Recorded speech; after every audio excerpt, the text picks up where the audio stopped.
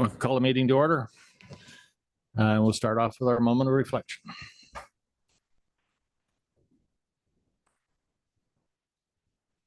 Let us be mindful of the needs of all our citizens and advance only those causes that will ensure peace and harmony in our community now and always.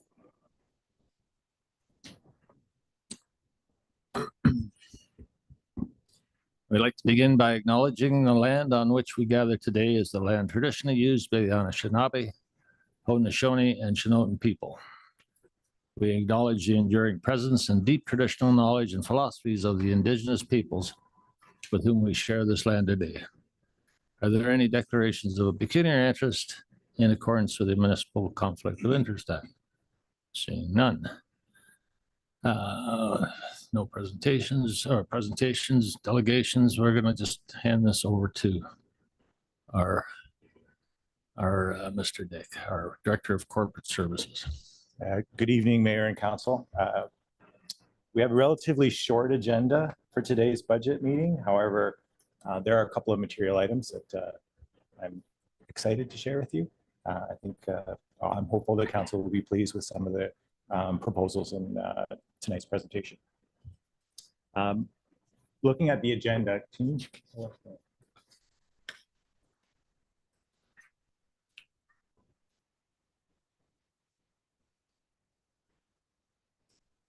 So the first topic that I want to touch on is proposed budget amendments. And there's a couple of items in here. One is the increase in employee benefits. And the second is a proposal to reduce our capital reserve contribution. Next on the agenda is employee wages, followed by a few things that came up in the meeting on December 4th. So a couple of follow-ups. One was on debt capacity. There was a question on the cemetery accounts that I have some more information on. And then I think Danny wants to discuss the flooring, so some of his capital projects. He has an update there. And I think we want to revisit the greening levy as well. And of course, anything else Council wants to discuss after we're through.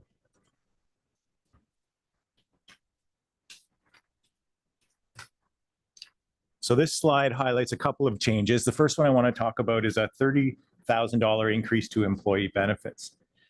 This came up only this week when Rick and I met with our benefits consultant, in the meeting she highlighted that I hadn't budgeted enough of an increase in employee benefits. So the impact there was about $2,500 per month or around $30,000 annually. So I've already taken the liberty and I've built that into the numbers. What it does is it takes our increase, our tax increase from 4.99% to 5.36%, so an increase of 0.37%.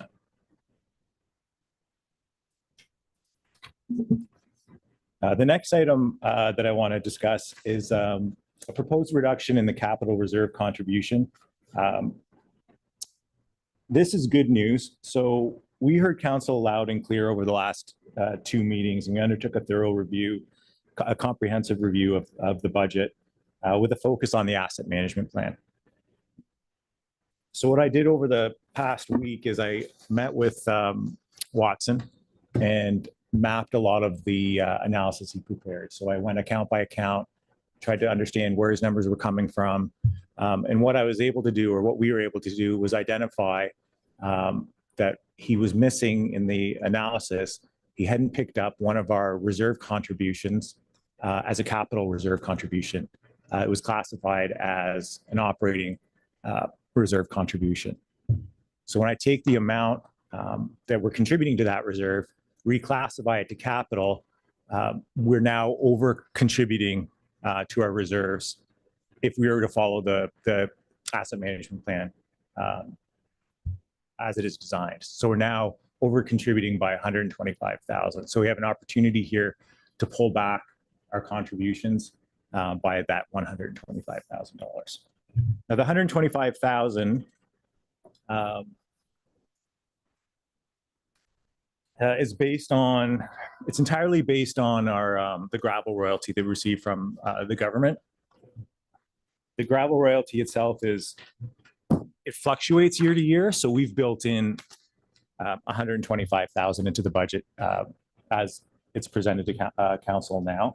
But if you look at the bottom of this table, you can see that in 2025, it was actually about $128,000. 2024 was really low at 64,000, and the 2 prior years it was quite a healthy number. But we can't control that number, and it's hard to estimate what that number is going to be. So for 2026, we've put in a budget of $125,000. We think we'll probably land there, but there's no guarantee. So what we're suggesting here is that we could reduce our reserve contribution to a maximum of the 125,000 that we've built into the 2026 plan, or we could take a more conservative approach and maybe reduce it by 100,000 or even 75,000, 50,000 or 25,000. It would be up to council to make that decision. I would propose somewhere in the $100,000 to $125,000 reduction. So what that does to our tax rate increase, it takes us, if we were to reduce the reserve contribution by 100,000, it takes our increase down to 4.12%. If we were to reduce it by the full 125,000, it takes our tax rate increase down to 3.8%. Now, these numbers also factor in, if you look at the very top, it also factors in the increase in benefits, the $30,000. So that's also factored in here. So that's the starting point at the very top.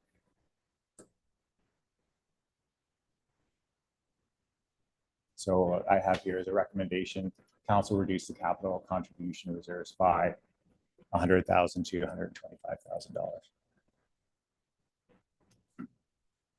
Yes, Councilor. And is that maintaining the same levy, the greening levy of 0.5? Yes, so that has yet to be factored in.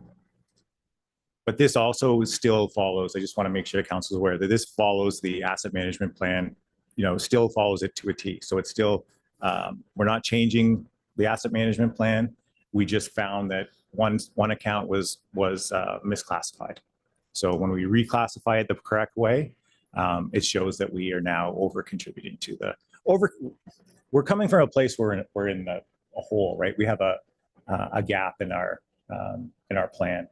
So over contributing is not necessarily a bad thing, but the plan as it's designed gets us to closing that gap over 10 years. So if we were to leave the $125,000 in, we're just accelerating how quickly we're closing the gap. So there's no risk involved. There's no risk. We could leave the $125,000 in, and what that would end up doing would be reducing future increases, right? Because we're closing the gap a little bit earlier than the plan had designed. And as Jeff had said, with the 125,000 that we've budgeted, it's an estimate, right? It's the actual that we get will be based on how much gravel comes out of the pits throughout the year. So the only potential risk factor of dropping the entire 125,000 would be that if our royalties only come in at 100,000, we've actually contributed now 25,000 less than what the plan would have shown. Right. Pretty hard to guesstimate, really, where that's going to go. It is, and what I would recommend is I would still recommend somewhere in the 100 to the 125 category. But we're going to be revisiting the plan, the asset management plan every year and doing a refresh. So what it does is, every year we're going to take a look. Were we close? Yes, no. Do we need to contribute a few more dollars? Do we over contribute? So it's all going to work out year over year. So I don't think there's that much risk. Like, we might not be exact, but it's budgeting. It's not an exact science, right? So we'll just adjust every single year what that contribution to reserve is going to be. So where are we at right now? Do you want a decision on that right now, or do you want to go through the rest of the? We can make a decision. That's up to, I'll defer to council. If you want to make a decision, we can absolutely do that. The other thing before we do continue, there is also a question from council on the financial impact of deferring. There's a specific question on deferring the renovation and revitalization of the administrative building and eliminating maybe some of the work altogether. So when I was working with Watson, the conversation I had with him was he didn't recommend that we make any changes to our reserve contributions in that respect. He said that the way the plan is designed, they look at the average annual life cycle of various asset classes. So he looks at roads, he looks at vehicles, he looks at facilities. He doesn't look at like specific assets and when they're going to be replaced. It's more of everything's pooled, and he looks at the average lifespan of those assets, and that's what he bases those reserve contributions on. It's not on the 10-year plans. The 10-year plans were considered in kind of the initial stages of the asset management plan, but it's not really what drives the number. So he said, you know, if we do pull it out, it doesn't have an immediate impact. And he'd also caution, because we are coming from a place where we do have a gap, that he wouldn't recommend that we pull back our contributions at this point in time. Outside of the change for this account reclassification, he was fully supportive if we wanted to pull back, you know, the 125,000 because it wasn't counted. But he wouldn't recommend trying to manipulate the numbers by moving up projects or moving out projects or taking things off the table. He said the plan's not really designed that way. Yeah, I'd suggest we go through the rest of this first. Council is aware now that we can drop that contribution up to $125,000 and still maintain what we believe is the right number for the asset management plan. But if there's any other factors that come into play, such as if council does want to consider raising that greening levy again, or anything else that comes up with the rest of the discussion, I think then you'll be looking at where you want that final target, and that will determine how much we should bring that down.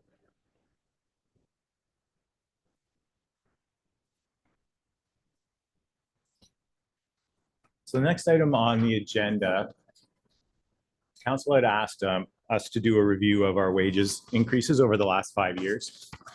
So this table highlights a few things. So the first row is the median CPI for Bank of Canada, September rates. And this is a rate we usually look to when we're preparing our budgets. So you can see it ranges from 2% in 2021, peaks in 2023 at 5.1%, and in 2025 it was 2.4%, but the average was 3.28% over those 5 years. And then below that, you can see what was approved by council over those 5 years. The average was 2.5.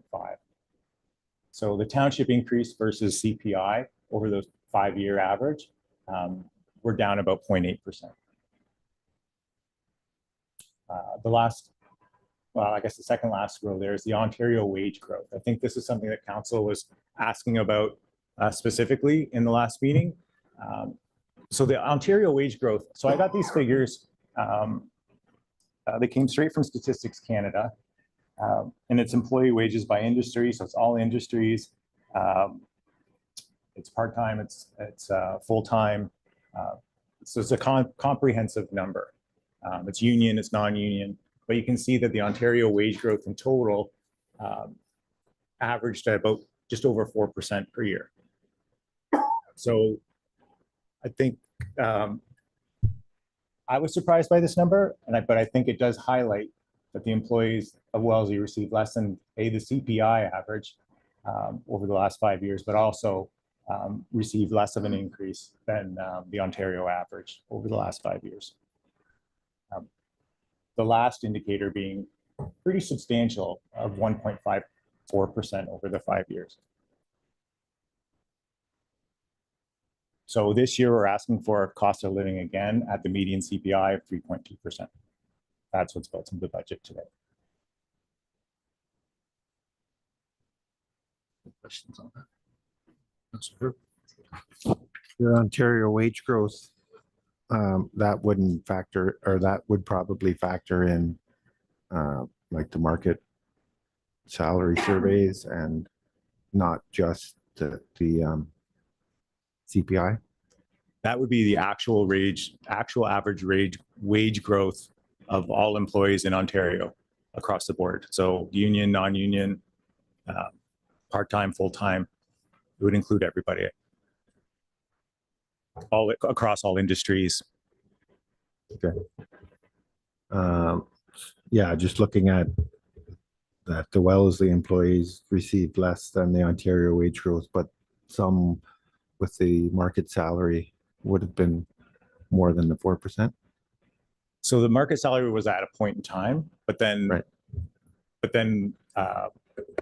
So it's not specifically factored in here, but then we also received a cost of living. There would be a cost of living increase in that year as well. So we kind of factored out the analysis that you're speaking to. We also don't include any step increases that might have transpired. Right?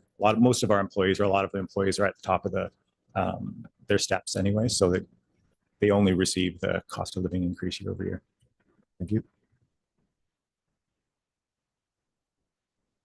So overall, so we did some comparables, I think, did we not? And I'm just trying to remember where we sat on it. Yeah, in 2023, I believe it was, we did the market salary analysis, which showed that we were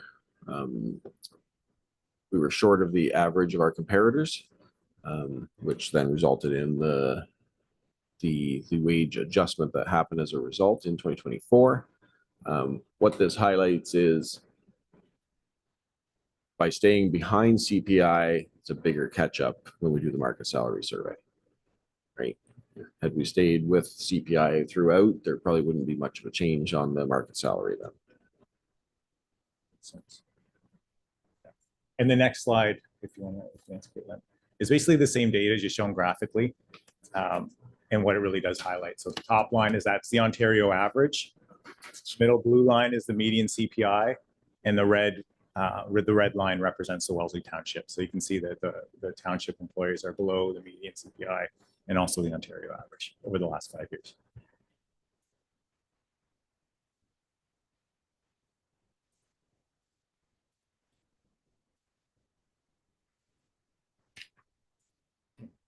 Any questions?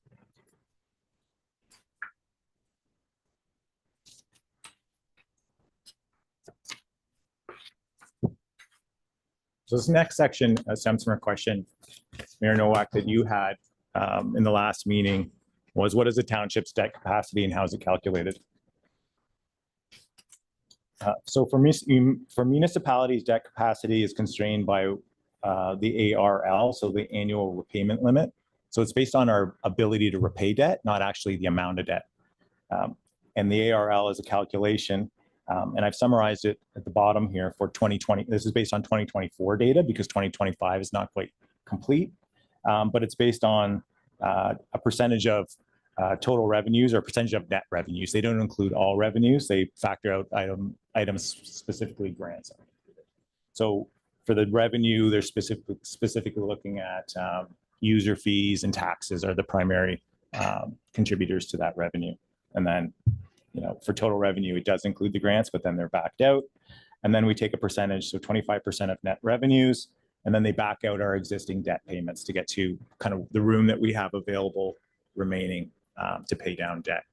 So if you look at this is a 2024 data, so our estimated annual repayment limit remaining is about $2 million.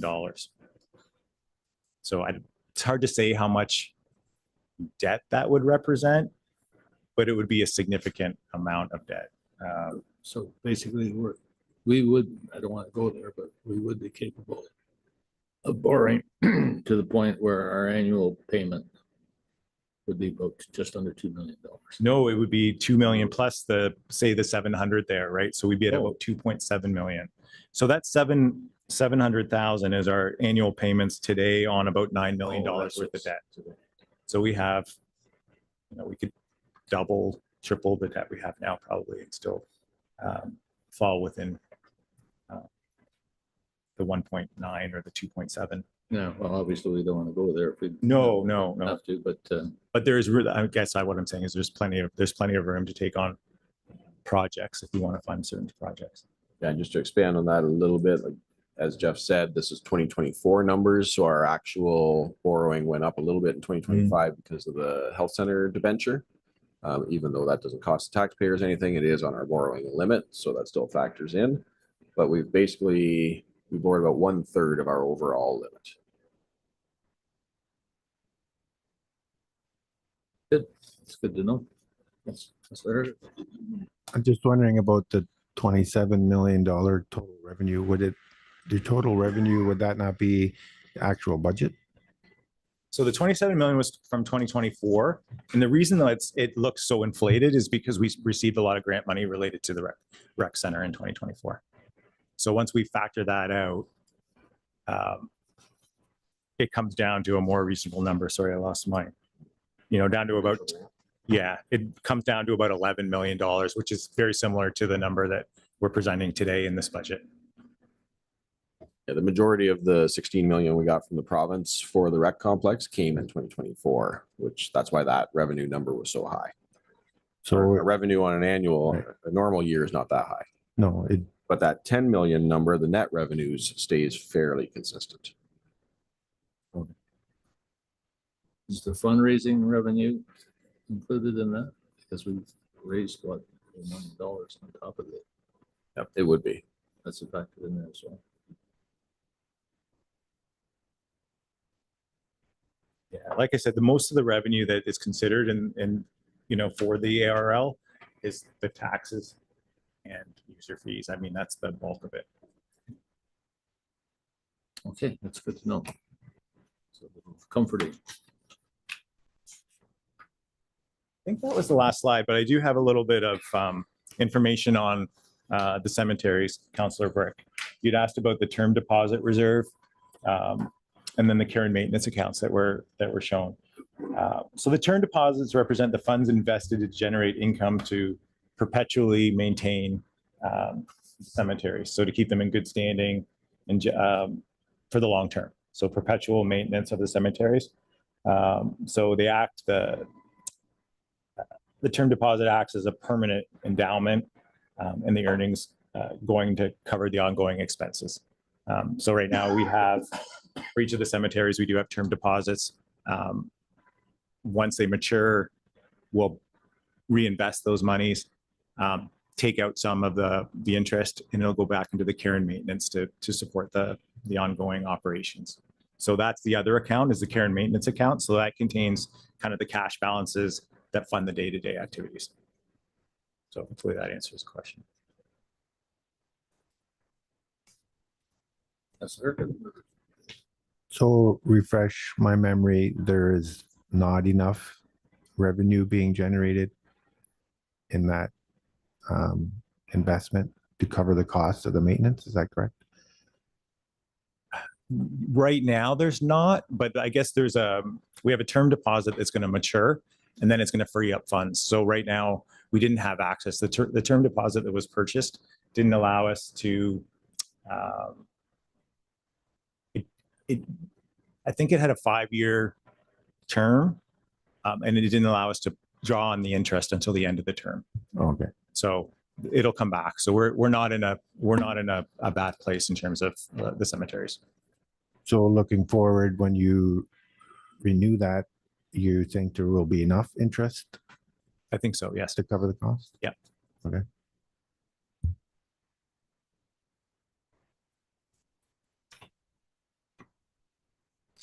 So the last couple of things I wanted to bring up, I guess maybe I'll pass the floor to Danny to discuss his capital plan for the rec center. Okay, there was a question brought up by Councillor Seven about the floor in Linwood. So we've done a little deeper dive into it, and yes, we can extend the life of the floor by doing a little bit of maintenance on the floor this year. It does not take away that the floor is going to have to be replaced at some point in time in the future. I can't say if it's near future or long distance, but so we are proposing on removing the $60,000 expenditure this year, but adding in a $5,000 capital expenditure to do some repair on the floor.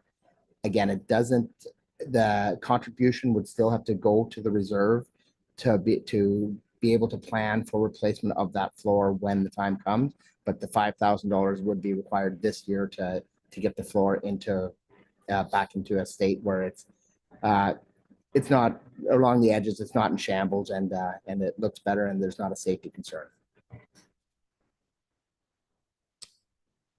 Any questions?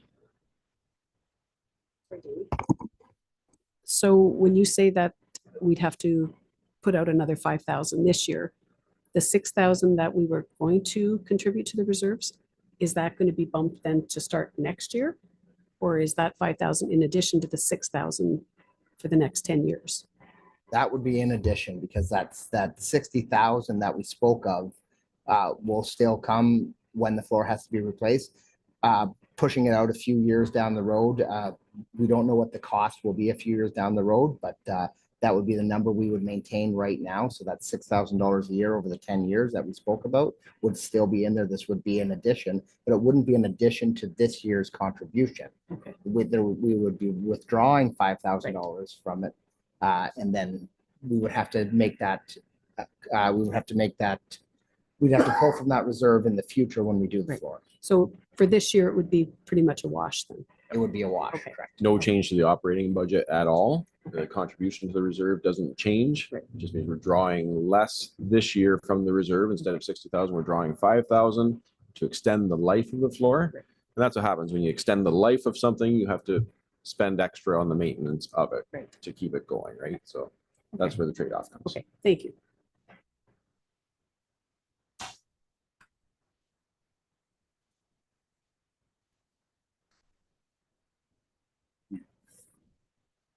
Do we need a motion for that individually or capture that in the entire budget motion?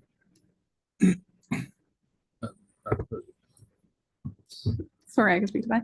So if Councillor Seven would like to make a motion, we can address that right now. Otherwise, we can continue our discussion and then bring that back after further discussion has been had.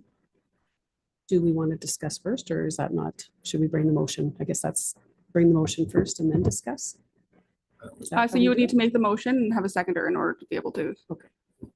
discuss so- making any changes to the budget. Make the motion now. Sure, if you want to. Seems like an easy one. Yeah.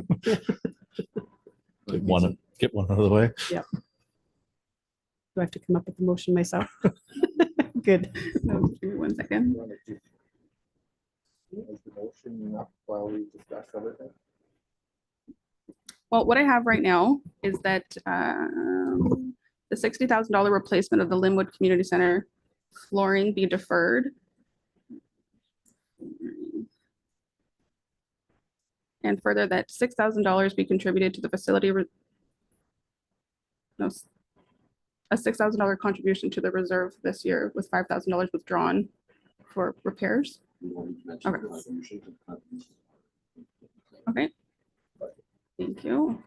Using 60,000 to 5,000.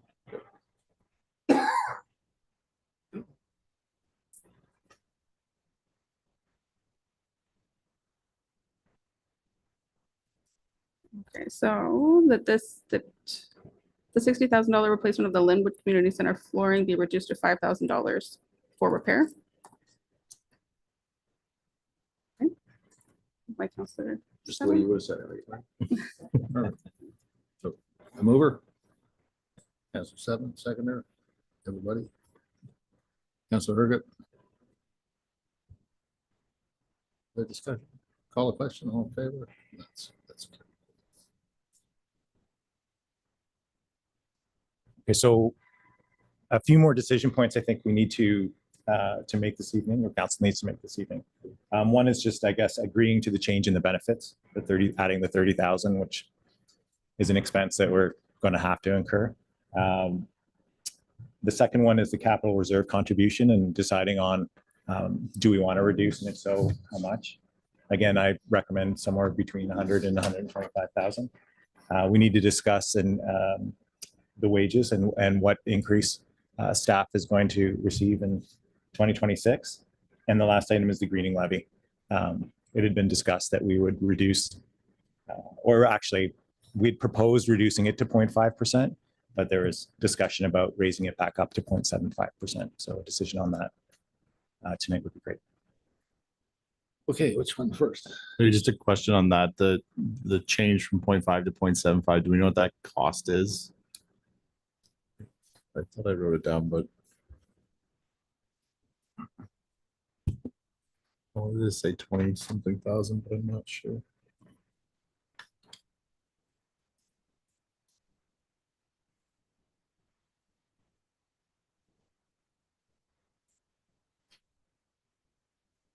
Yeah, about 21,000. 21,000. So where are we at with the numbers right now? Trying to remember what we did with that. It is So currently in the number, the 5.36, which is the new number, if we added in the benefits, that includes a reduction in the greening levy. So we haven't bumped it back up to the last year's rate.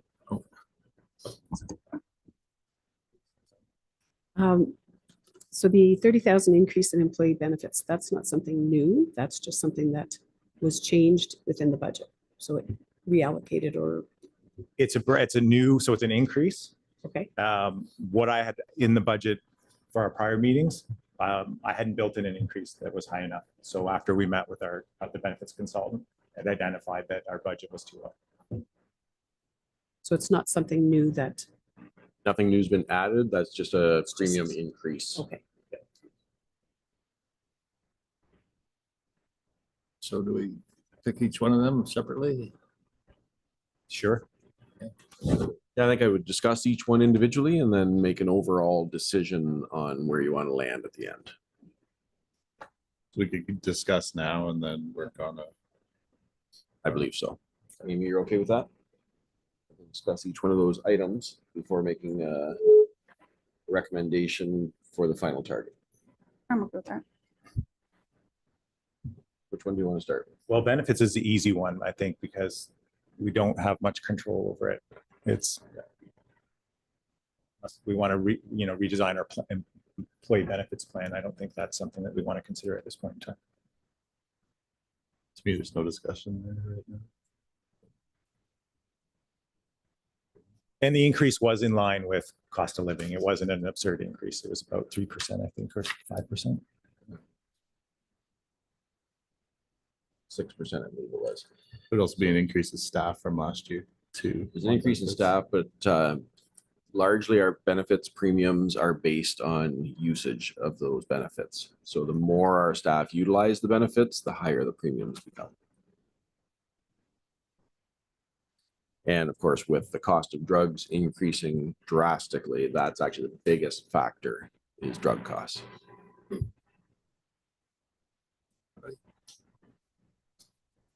Suggestions? You know, yes. I know I've had the same group discussion at Mapleton that the benefits, the costs are going up. So Yeah, we keep talking with our providers, to look at options for how we can do cost containment. It's difficult to do cost containment without reducing benefit coverage, but we are always exploring what options are out there. It's a difficult thing to manage. So basically, we're just gonna leave the staff recommendation, staff recommendation. Staff recommendation is to pay build in the 30,000 additional cost and no change to the benefit. Can I just ask where we stand with, in comparison to other municipalities? I think we talked about this previously and we're pretty much standard with everybody else.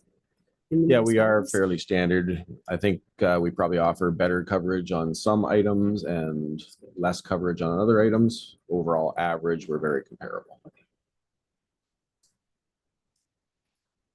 Okay, I don't think we need a motion for each. No. No. So that's just the boss. Yeah, so I think we discussed the next item. Again, don't make a decision. Just discuss your pros and cons. And once we've done all the items, then let's look at where that final number lands and where we want to either add for certain things or bring down off of it. Next item then. So the next item would be the capital contribution to the reserves. If we want to reduce the contribution as it's built into the plan today, down to a maximum of 125,000. Let's actually leave that one till the end, Jeff. Okay. I think that's our variable piece that we can really work with depending on what the other outcomes are. Okay. So the next item, wages. What does council deem fair in terms of an increase for as the township staff this year? Right now, built into the budget is 3.2%, just to remind you. Thoughts? I know Shelley had mentioned 2% at the previous meeting after looking at your numbers. I don't know that 2% seems quite fair. make the motion 2.5 and see what the other councillors and mayor think. Let's see if it gets seconded. You're making that oh, as a motion. Sure, right? I'll Okay. make the motion. So again, we are just having discussion. Yeah. So we'll just have discussion on the items and then, Don't need a motion yet? no, we'll bring back a motion once we've had an opportunity to discuss. So throwing it On out there. on the 2.5. floor, yeah.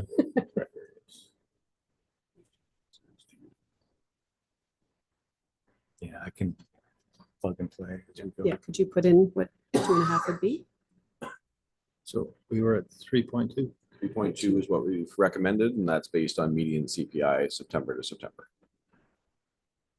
So that's been our practice from a staff perspective, bringing that forward just to have a base point since I believe 2022. Prior to 2022, we used just annual CPI from September to September, not the median, just the change from one year September to the next year September. And in 2022, that number was incredibly high as a result of the COVID inflation. So that's when we started using median, which is a more flatline comparison. It doesn't fluctuate nearly as bad as the year over year. So by reducing it to 3.2, eventually, so the way you discussed it earlier, it causes problems down the line if we want to. So what my There'll be feeling, greater increases down the line to maintain. Potentially. yeah, so every 4 or 5 years when we do a complete review, we're going to be grossing up the salaries again to the market rate. But every year leading up to then, staff are receiving less dollars. And essentially, if they're not getting the cost of living, it's a de facto pay cut, in my opinion. So they're, I agree. Myself would be to stick with the 3.2. That's my thoughts on that. I mean, it's going to come back to bite us eventually. we want to be able to hire like the Yeah, best. and hire and people. retain. I think Hire that's- and retain is something that I'm really concerned about. I know that, I think I mentioned that last time. There's been a number of attempts at some poaching when trying to lure some of our staff away. So I don't want that to happen. How many other municipalities have the 4-day work week? Because I think to me, that would be a big plus in our favor. It's a big plus, but it doesn't impact how many hours a week somebody earns, right? So it is a great flexible benefit to have. Yeah. Not all of our staff take Great.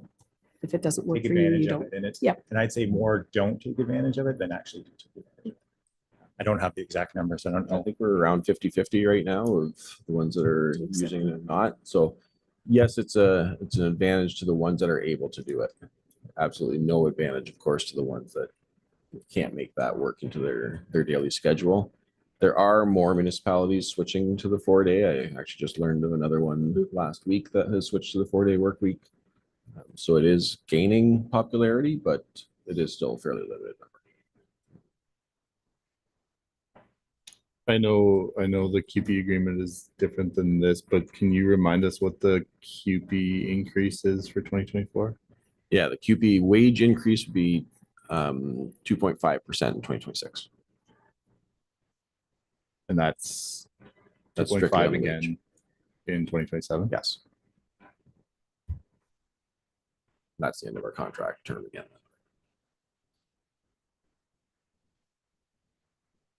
Thoughts? Well, I think of the seniors and other taxpayers, and I don't think many of them will be getting over 3%. So I was, my number was 2.8.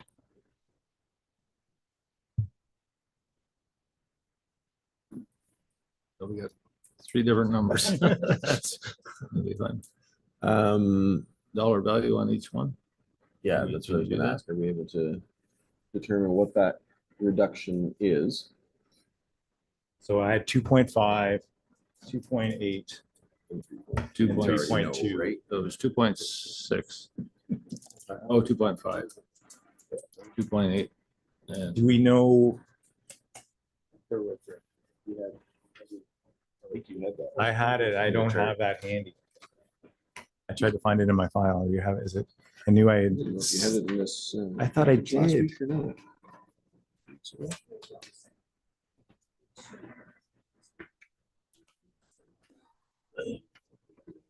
Mhm.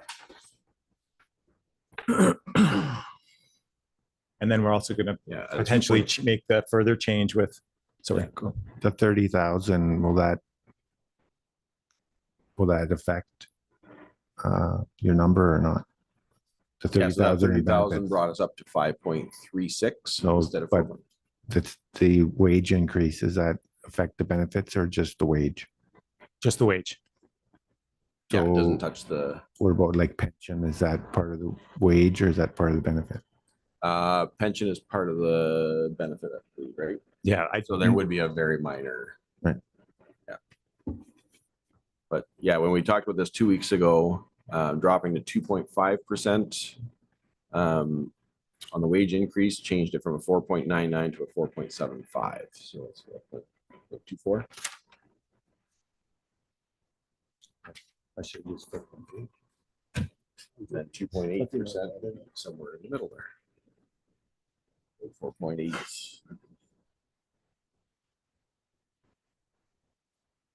4.86. Give or take.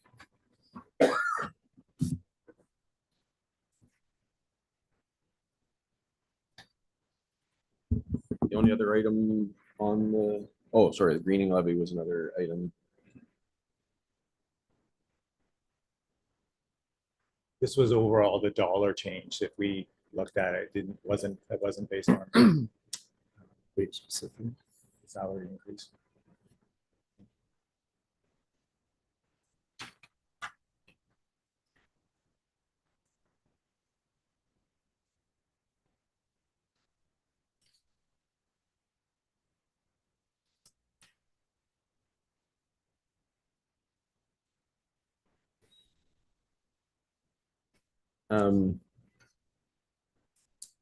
Yeah, we should see what the impact is of those two different rates, right, on the final number. Then we should also discuss the greening levy before we make final decisions on all three, basically, then, right, between those two and the contribution to that infrastructure reserve.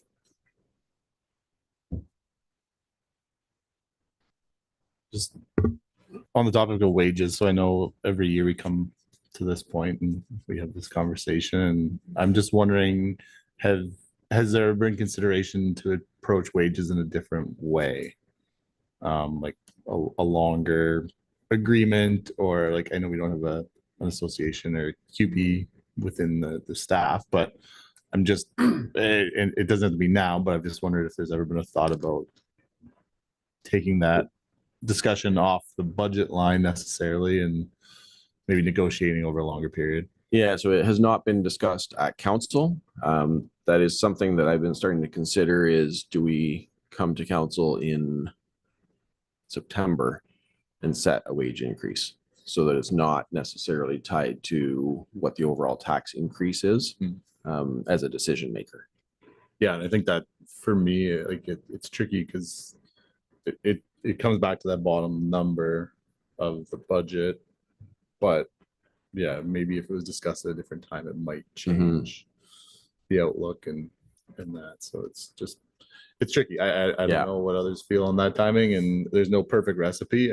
I know a few other recipes, and yeah, it's just, yeah, that's certainly something we can consider for next year. The other caution I will make, and I think this was mentioned by one of the counselors, is by reducing each year from what the CPI is, we generally will have to play a catch up if we want to stay competitive when we do that market salary survey. So a slight reduction each year becomes a bigger increase in that fourth or fifth year when we have to do that adjustment to catch back up to what the market is. So just a caution there of, not robbing Peter to pay Paul, right? To save a little bit today, only to have a bigger increase later on. I think the other part of that is that if other places don't increase, the market salary remains like the same, right? So that we could see a market salary if we capped at 2% for the next 4 years, we could get to a market salary that we're still in par because the others have up and down. So 100%. it's a risk, and it's, yeah, I see both sides. So So sorry, I found my little tool that I use to play with the numbers. So at 3.2, we're at 5.36. At 2.5, we're at 5.1. At 2.8, we're at 5.21. 5.21. 5.21. And that doesn't factor in any reduction to the reserve that's being proposed. So each.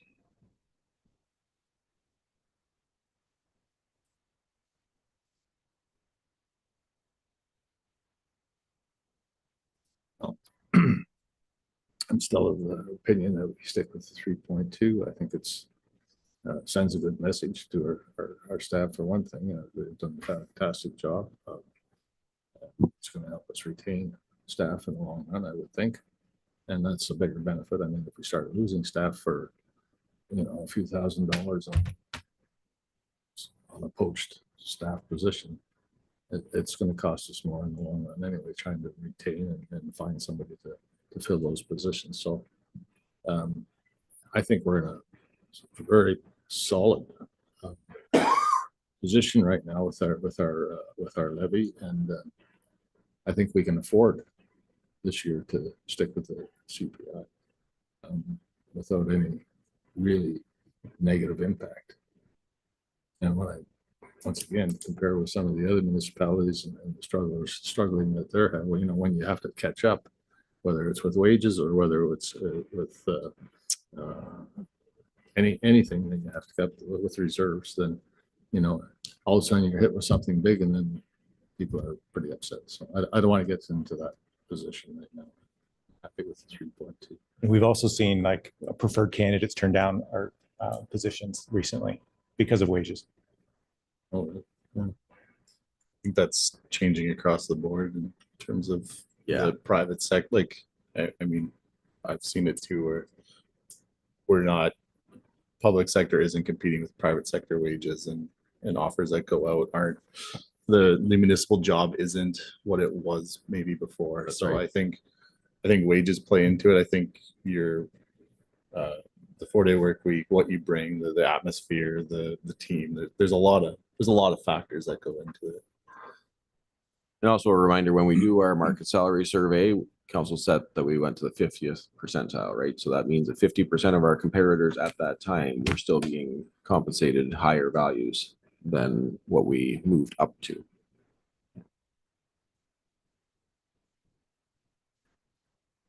not sure. Did I change anybody's mind? Do we want to deal with Gravel this one royalties. on its own, or do we want to talk about the other two items and look at the three in unison? How does council want to proceed on that? I think we keep going and we can circle back. Like, I think. Okay. You want to talk about the greening levy next, and then we'll come to the Let's do that. contribution. You want to bring it back up again, Councillor Brick? Yeah, I think when I brought it up last time, I was kind of looking to reinstate that green levy, but also mindful that I didn't want to see the number increase. So I think, to me, seeing the ability to reduce our reserve contributions by 125 opens up an opportunity to bring back the greening levy and still be under. So I would still like to see the greening levy. I know it's not a solution, but I feel like we have made a commitment and we're not going to hit our targets, and that's a small piece of it. And I think it's important. I think it shows that we're still trying to meet our targets. And my thought is that looking at the gravel royalty, like a reduction, if we did a reduction of 100,000 there, and then you increase the greening levy, you're kind of back to that 4.43. So it's if we don't go to the maximum reduction or we go to 100,000 reduction there, and then you put the greening levy back on, it kind of takes you back to a $75,000 reduction, which is 4.43%. Quick math, like that's Want that verified? It's a little bit gonna be different because we close. were 21K versus that's a 25K, but What are the targets that we're trying to reach with the greening levy? So we don't have a dollar target set. The targets for reduction is the 80% reduction by 2050 and the 50% reduction by 2030. As of today, we don't have a firm number of what our reduction has been, but we know that we're not at those levels yet. And we are more limited in a township setting than a city setting would be in greenhouse gas reduction, because we can't rely on bicycle transportation, right, solely. We can't switch everything over to electric because of distances that are required. So there's a few issues there that we can't do as much, but we still want to strive towards those targets, which we know if we want to eliminate natural gas consumption, for example, in our facilities, it's going to cost hundreds of thousands of dollars in new equipment. So we're nowhere near that in our reserve. And if we want to get there, we're going to need significant money. I don't think those targets are very realistic, and I think I forget what group came from the region or within the region that gave the talk. They didn't seem like they were getting close to the target as well. Yep. I'd like to, Sustainable water. yeah, Yeah, it was, and REAP is the other one, right? Oh, yeah. Mhm. I'd like to see the reduction, and that doesn't mean that when we do buy vehicles, they can't be electric, or the lawn maintenance equipment can be electric, weed whackers and pole saws and chainsaws. So we don't need to build the fund just to buy things. We can still buy things, equipment especially. And yeah, switching from natural gas, I think you're talking about furnaces and water heaters. Yep, it's gonna be a challenge. Can you remind us what the rationale was to go down to 0.5? I think there was some issues with.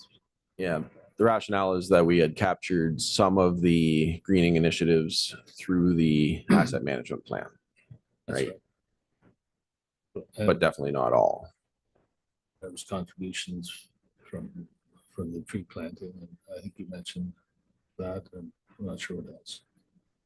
Yeah, because we get money from Innova now as well for the tree planting, right? So that has reduced our dependency on the greening levy for the tree planting or the tree giveaway.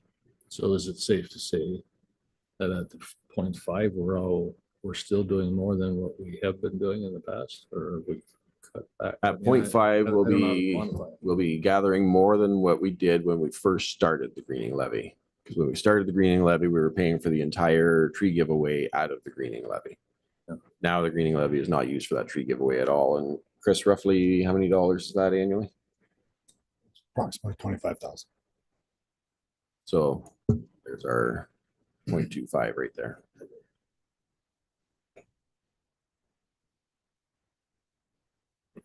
No. I think if the taxpayers had a choice between a tax break or planting more trees, they would take the tax break. Yeah, and there's other initiatives in the township when it comes to tree planting. I mean, we have the folks from Village that are doing a tremendous amount of work. Small trees, mind you, they're just young ones, but you see them posted all over the place. Yeah, and we do have REAP growing trees for us now as well that would be planted in the roadsides. You talked about bicycle community. Do we get any kind of credit for the horse-drawn vehicles or not? I can't answer that question. I don't know. It's a good question though. So I think I agree with Councilor Hurd at this point, just leave it at the 0.5. But I think we have a chance here, an opportunity to get this thing, 4 and 3.8 or something in that range. So I think it's a realistic and achievable goal. It's not really gonna impact anything major. I mean, we're gonna have staff, we're gonna have good reserves. That's what I'm at this point. Caitlin, do you want to go back to that slide, please, of the 5.36 minus the various amounts for the reduction in contribution to reserve? That one. So the 5.36 leaves the greening levy at 0.5 and leaves the wage increase at 3.2. So there's your starting point. And then those are the various amounts that Jeff has plotted. If we reduce that contribution to reserve by up to the 125,000 where you'd land. So if you reduce by the full 125,000 and left the greening levy and wages as originally proposed, we would be at 3.8% tax increase. And that sounds good to me. How much extra from the tax stabilization fund would we have to put in to get it to 3.52? That's a very specific number. 0.52. 3.5. 0.3 of 85,000. Yeah, 1% is 80. 1% is 80, so Do it 25,500. I was gonna say 30,000 or 25.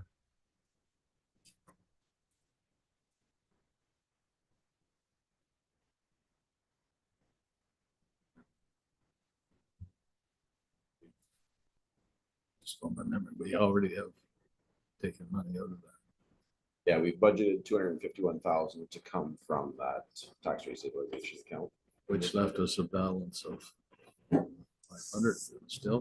We were estimated at 500, depending on how much we draw from it for 2025. So if we draw the entire amount for 2025, it would leave balance of about 500,000. If we don't draw the entire amount for 2025, it would leave more. And we strive not to draw on it at all. Just So I could go along with 3.52, just taking a little bit more out of there. Don't normally like to get into reserves, but that reserve is quite healthy right now.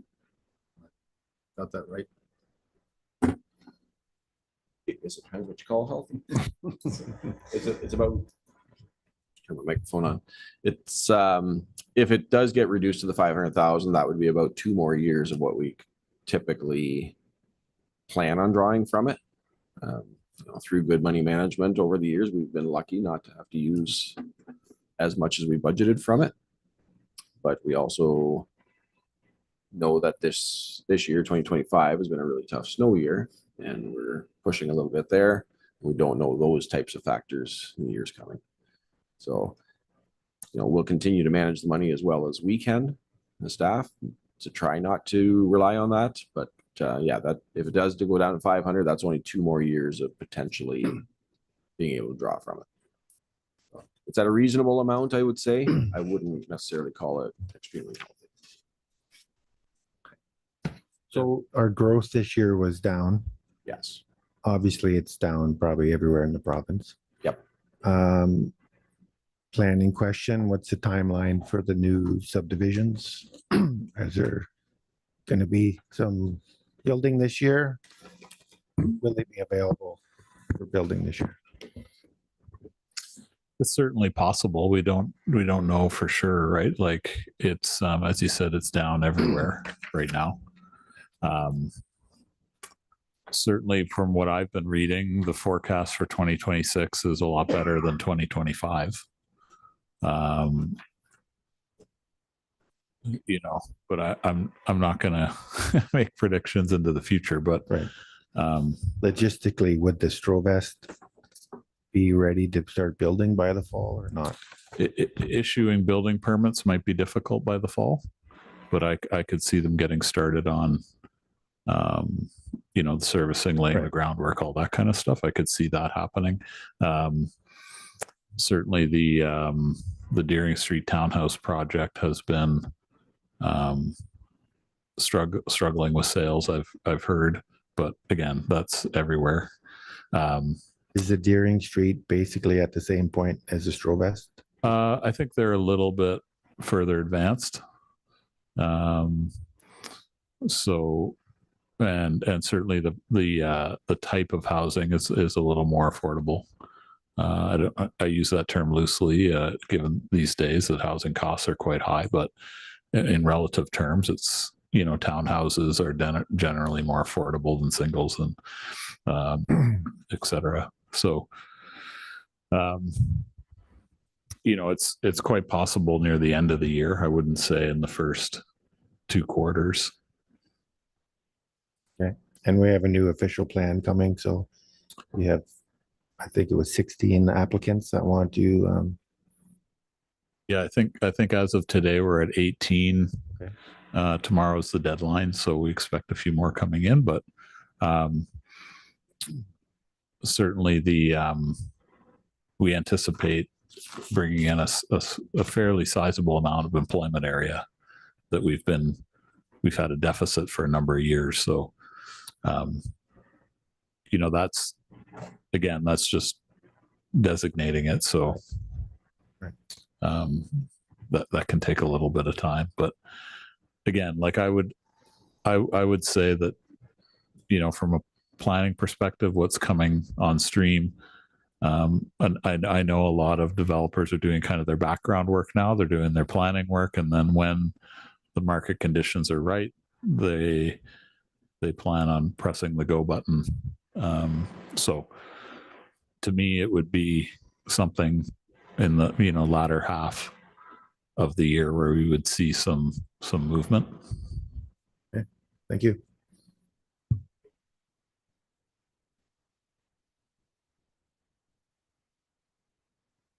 Jeff, if I may, just going back to the Watson projection, it was at 3.52% over the next 10 years. Correct.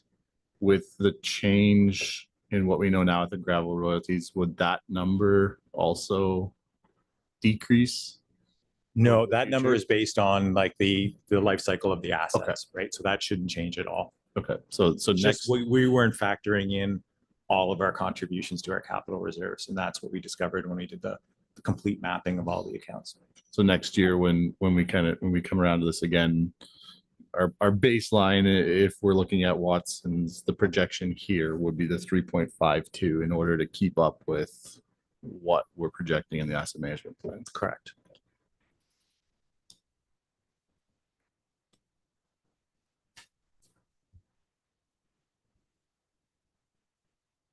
Councillor Urquhart. Might be off this topic, but question for Danny. Last year, you had the Trillium grant, which covered the wage of the new employee. I believe the goal was to increase your sales enough to cover that wage. Did that happen? We have seen an increase in program registrations, and I don't have the number in front of me now, but for the program, what I can say, for the program line in the recreation revenue budget, we have already exceeded the revenues that were in the 2025 budget. So the Trillium grant didn't cover the entire wage of that position. It was partially funded through the Trillium grant. It wasn't the entirety. Okay, thank you.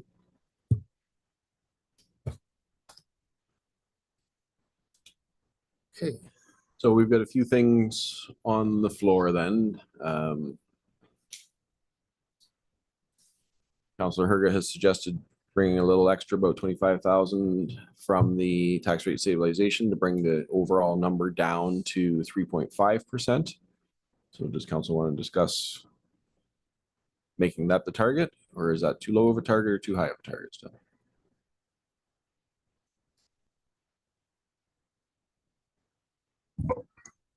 I think that's a good number. If we can reach it somehow, I think that'd be a good place to end off at.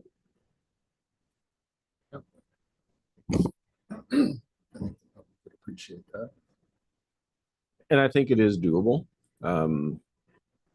We have increased some of our contributions, or a lot of our contributions, but even to the general fund, we've increased a little bit over the last number of years. We had a reduction this year, but our overall average in that has been climbing as well. So I think you'd be okay to take that bit of extra from the tax rate stabilization. I don't love dipping into that account right now, but I see where we're trying to get to. So I mean, the income, the tax rate stabilization. yeah, to- it's to bring it down. favorite place to go, but I think it is. The other fund we could take that from would be the general fund. So either way, it's coming from a reserve, but we could use it from the general fund as well. And we would only take it if necessary. Right. We're budgeting to take it, but it wouldn't be drawn if our numbers are in good shape.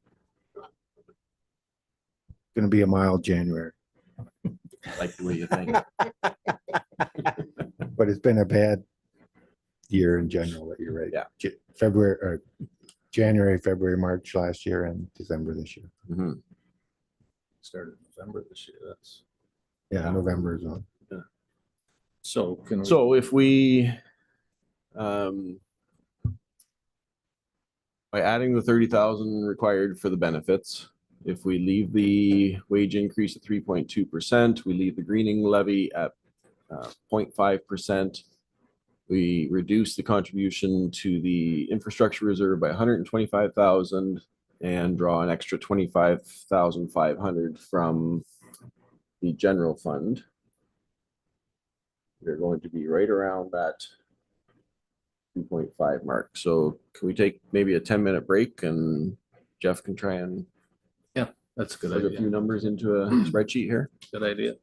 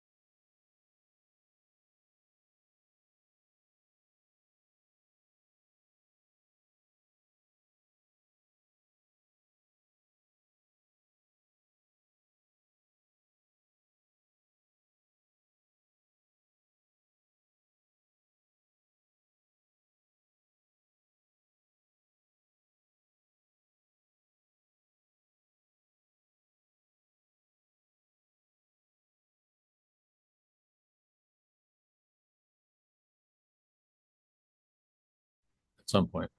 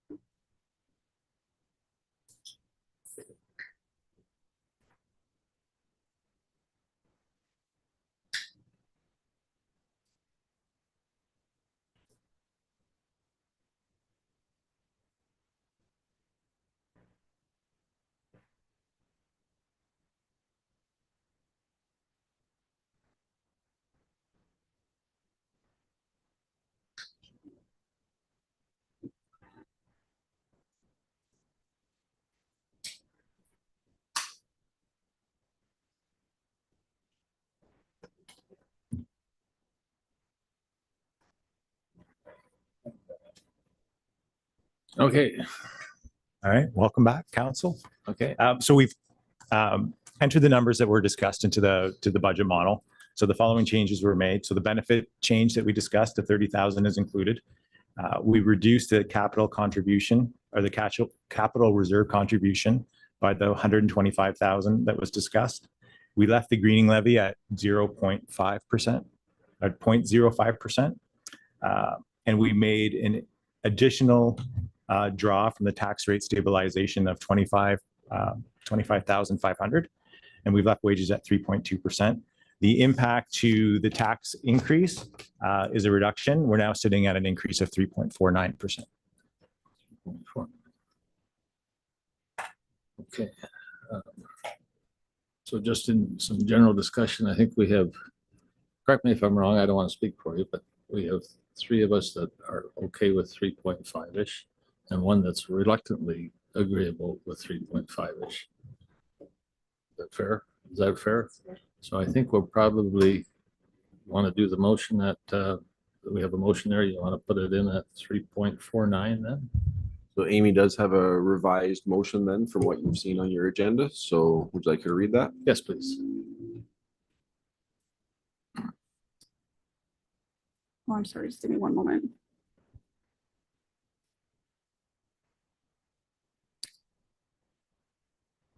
So it'll actually be two motions. So we'll have a motion to amend the draft budget as proposed, and then we'll have the motion that was on the agenda originally to approve the draft budget in principle. So the motion that I have now that I'll need a mover for is that the draft budget be amended to reflect the following changes. $30,000 increase to the operating budget for the actual service premium of the employee benefit package. An additional $25,500 to be drawn from the tax rate stabilization reserve towards the operating budget. And contributions to the infrastructure reserve be reduced by $125,000 in line with the asset management plan. We have a mover for that. Councillor Hergut, Councillor Seven. Discussion? All the question then, all in favor? And that's carried unanimously. Second motion. Okay,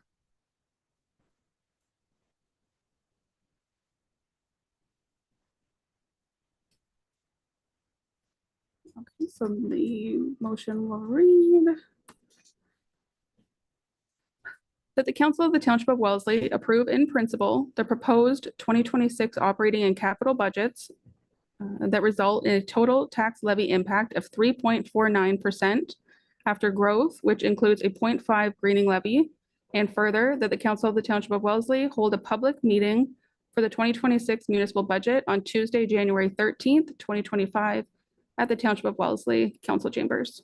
Have a motion, please. Councillor Brick, seconded by Councillor Hergut. Further discussion? All the question, all in favor? And that's carried unanimously. I just, one follow-up question though, apart from that, could you give us the number then of the on an assessed value of what's the assessed value that we're using to come down to the average monthly? Sure, the assessed value is about 416,000. Okay, and what does that do to your monthly contribution, your annual contribution and your monthly contribution? Yeah, sorry, the yearly increase would be about $43, just under, On a, on a $416,000 residential property. And the monthly increase is about $3.57. $3.50. If I could just touch on that assessed value of the average house. So that is a true average. So the way we arrive at that is we take the overall residential assessment value divided by the number of houses in the township. So it is a true average. So that 416 is the average house in the township. Definitely not your real estate value, as council all knows. So Jeff, could we get numbers based on higher than average? So say 600,000 or whatever, and find out how much that would be based on that kind of an assessed value? Sure. So Rick, if my house was assessed 10% more than the average, would I pay 10% more tax? In very simplistic terms, yes. Yeah, there's potentially a few Right. factors that More skew or that less slightly, but yeah, 10%. more or less it would be exactly that. However much above or below that average your house is assessed at is how much you would sway from that $46 or $43, whatever that was. And those are all 2016 Correct. market. So even value if a house has assessments. been reassessed due to an addition or a renovation in the time frame between now and 2016, it was still backdated the assessment value to a 2016 value. So your assessment probably increased if you put in an addition on, for example, but it was still put at a 2016 value. It wasn't put at today's value. And any new house that's been built since 2016 is still assessed at 2016 values. Correct. Correct. Yep, they adjust that assessment from what the current value is back to what a 2016 value would have been. So what was that? I'm sorry, could you give me that assessed value once more?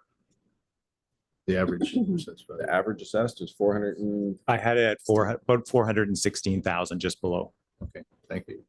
Jeff, residents can find the assessed value at the top right corner of their I tax believe bill, is that top right. correct? Yeah.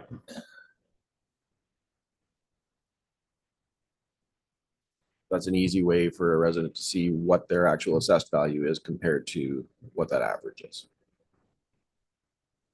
It's located in the second column under assessment.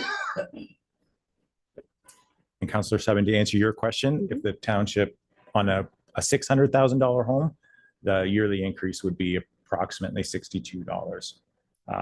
And monthly is about $5.15.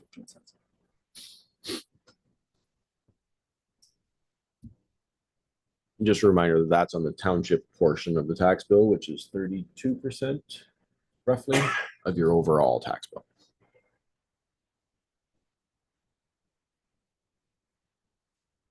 Thank you. Okay, further discussion? Next meeting is December 16th. No, January 13th. And that's a regular council meeting, so I haven't got anybody here to motion to adjourn. Councillor Brick, Councillor Seven, all in favor, and that's carried.